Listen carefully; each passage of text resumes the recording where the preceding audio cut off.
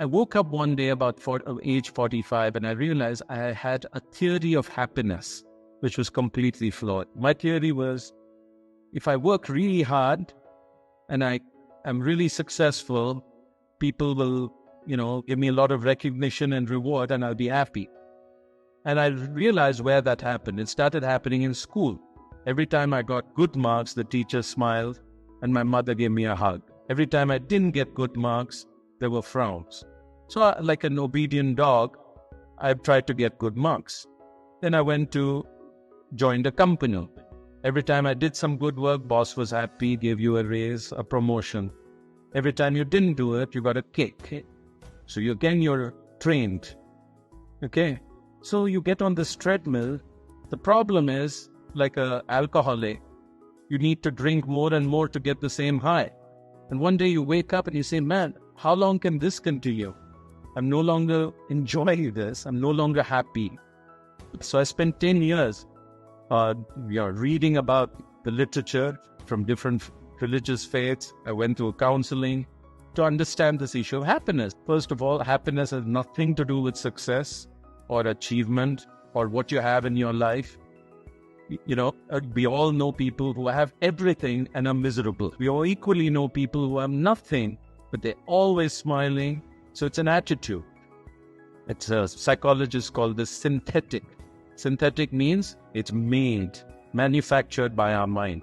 And so the trick here is to control your thoughts. The second thing I learned painfully is the more you think about yourself, the more unhappy you're likely to be.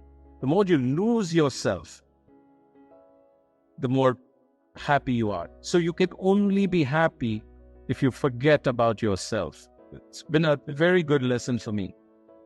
The third one is acceptance. And, there was a beautiful moment for me when the shoe dropped. Irfan Khan, the actor, he was dying, very young, cancer.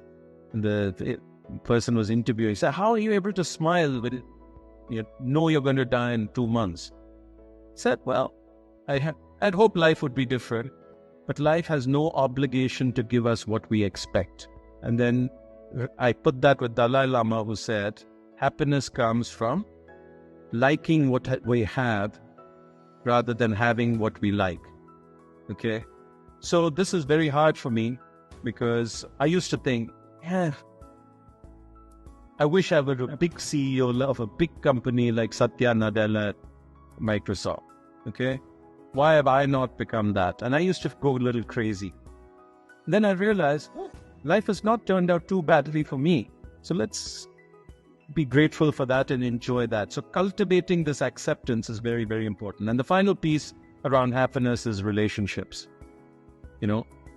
Loneliness is the biggest driver of unhappiness. And the more we are connected with each other, the happier we are.